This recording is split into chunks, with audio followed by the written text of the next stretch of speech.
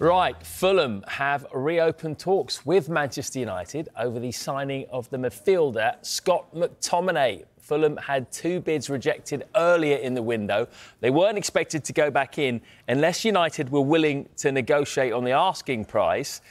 There is an expectation that Fulham will go back in with an improved offer if talks go positively. So they've reopened the talks, James. What are your thoughts on this? It sounds like Fulham are pretty keen on McTominay, pretty keen to get this deal done if they can. Marco Silva said last week they definitely need to sign a central midfielder, and he'd like to sign a centre-back as well. We saw him actually feature against Fulham. He nearly contributed the winner in the end. It came so close, coming off his boot and going in the back of the net. 6 minutes against Fulham. He's entered the final year of his contract. I think United are quite relaxed about the situation, though. They know if they sell well in this window, if they could sell somebody like McTominay or Sancho, maybe not Casemiro, he impressed the other night, for decent money, that really helps them and gives them wiggle room to go out and spend more money and perhaps improve their options in midfield. You look at how Fulham set up the other night without Paulinho. They had Lukic in midfield, Pereira and Smith Rowe, Pereira dropping a little bit deeper.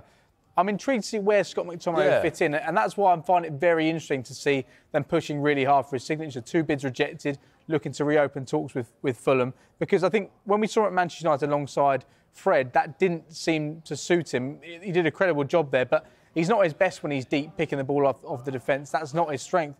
Actually, we found him being better moving forward in the final third of the pitch. And for Scotland, he plays as a centre-back. So maybe Fulham are seeing him as a really versatile option that can fit in a number of positions. And the fact is, he's played more than 200 times for Manchester United, one of the biggest clubs in the world. So that experience could go a long way to helping Fulham as they try and live without Paulinho, who's been one of the best players they've had in the Premier League.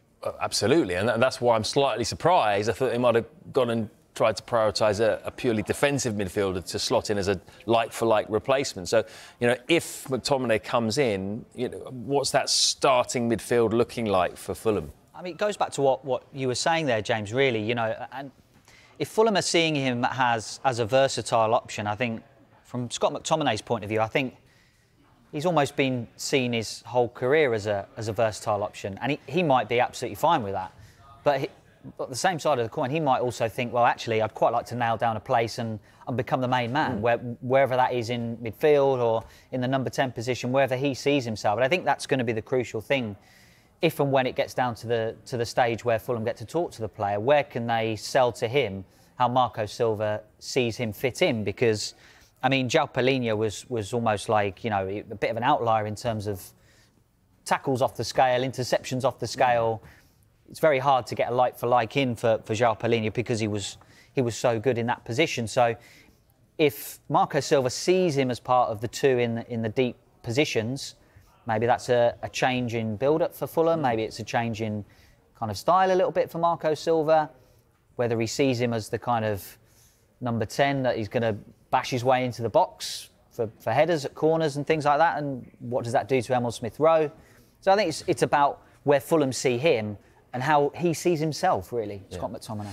And how about Man United? I mean, if he leaves, would you be very surprised if they didn't bring in a midfield replacement? Oh, I'd be absolutely gobsmacked if they didn't. I think this is sort of the domino that Manchester United are potentially waiting for to fall in order to get another deal done for another player in central midfield at Old Trafford.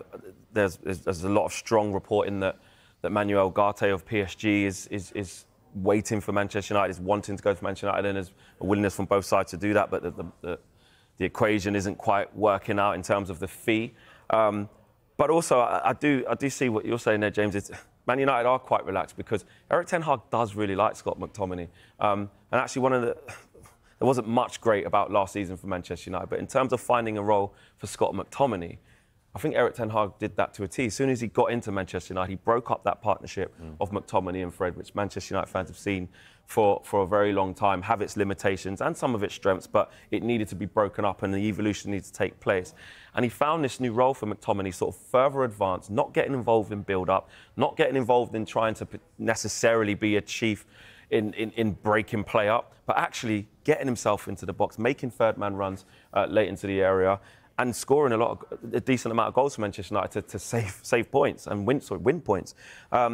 But Manchester United will definitely be looking for another player in central midfield if Scott McTominay leaves, and also Christian Eriksen. Have to see what happens with the future of him as well. But another player that I think Manchester United would be open to if the right offer came in. Yeah, Man United, of course, up and running with a win.